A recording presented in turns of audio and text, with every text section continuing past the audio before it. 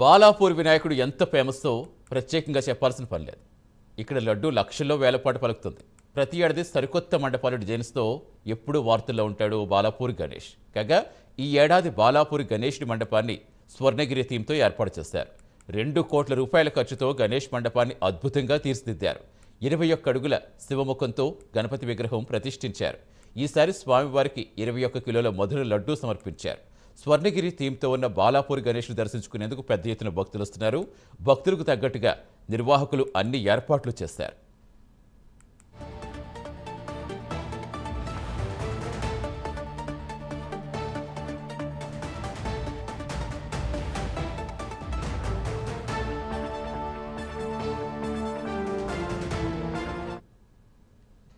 ఇక బాలాపూర్ గణేష్ నిమజ్జనం, లడ్డూ వేలం తదితర అంశాలపై పూర్తి వివరాలిచ్చేందుకు మా కరెస్పాండెంట్ లిఖిత లైవ్లో జరుగుతారు. లిఖిత, హైదరాబాద్లో గణేష్ నిమజ్జనం అంటే అసలు నవరాత్రులు ఎంత అద్భుతంగా జరుగుతాయి ప్రత్యేకించి చెప్పక్కర్లేదు. అందరి చూపు కూడా హైదరాబాద్ వైపే ఉంటుంది.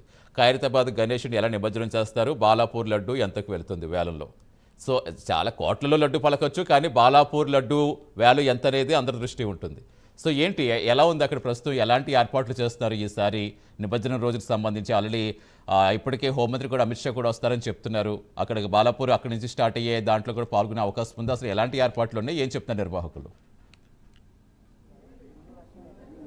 Right, thank you Satish. ఇప్పటికే బాలాపూర్లోనైతే మనం ఉన్నాము. మనం క్లియర్గా చూడవచ్చు స్వర్ణగిరి టెంపుల్ థీమ్తోనైతే ఈ సంవత్సరం బాలాపూర్ 21 అడుగుల గణపతి అయితే మనకు దర్శనం ఇవ్వనున్నాడు. అంతేకాకుండా మనం గత సంవత్సరం చూసుకున్నట్లయితే ఎంతో ఫేమస్ అయిన, ఎంతోమంది ఎదురు చూస్తున్న ఆ యొక్క అయోధ్య రాముడి థీమ్ని ఏర్పాటు చేయడం, ఈ సంవత్సరం చూసుకున్నట్లయితే ఈ యొక్క ఏదైతే స్వర్ణగిరి టెంపుల్ థీమ్ని అయితే ఎంచుకోవడం జరిగింది. ప్రతి సంవత్సరం కూడా ఇక్కడ కొంతవరకు భక్తుల రద్దీ అనేది చాలా ఎక్కువగా ఉంటుంది. అందులో ముఖ్యంగా నిమజ్జనం సమయంలో జరిగే వేలం పాట ఏదైతే ఉంటుందో అది ప్రత్యేకమని అయితే చెప్పుకోవచ్చు.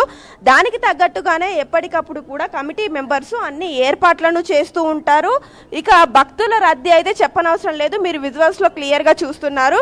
ఉదయం నుండి కూడా స్వామివారిని దర్శించుకునేందుకు తండోపతండాలుగా భక్తులు అనేవాళ్ళు ఇక్కడికి చేరుకుంటున్నారు స్వామివారి దర్శనం చేసుకునేందుకు. అయితే ఇక్కడ మనము స్వామివారిని క్లియర్గా విజువల్స్లో చూడవచ్చు. స్వామి ఎంత అద్భుతమైన థీమ్ ఉందో ఈ సంవత్సరం.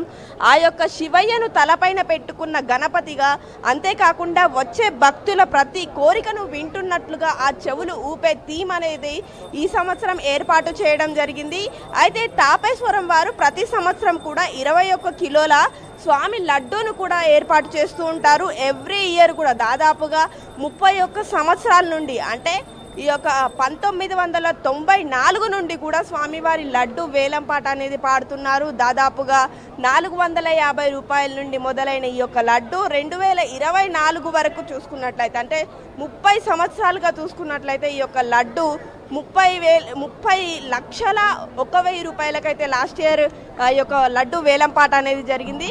అయితే ఈ సంవత్సరం ఏ విధంగా ఉండబోతుంది అనే విషయం పైన కొంతవరకు ఆసక్తి అయితే ఇక్కడ కలుగుతుంది. అంతేకాకుండా ఇక్కడ మనం భక్తులను కూడా చూస్తున్నాం, ఏ విధంగా వస్తున్నారు, ఏ విధంగా స్వామివారి దర్శనం అనేది జరుగుతుంది భక్తులకు అనేది మనం క్లియర్గా చూస్తున్నాం. ఇక్కడ ఎంతో మంది వచ్చి ఇక్కడ స్వామివారి దర్శనం చేసుకోవడం కావచ్చు, ఆ వచ్చే భక్తులకు ఎలాంటి ఇబ్బంది కలగకుండా ఇటు ఆలయ కమిటీ అదేవిధంగా పోలీస్ అధికారులు కూడా అన్ని ఏర్పాట్లను చేయడం అనేది అయితే జరుగుతుంది. ఎప్పటికప్పుడు కూడా ఇక్కడ సెక్యూరిటీ సిబ్బంది కూడా చాలా పటిష్టంగా కూడా ఉండే విధంగా చూసుకుంటున్నారు.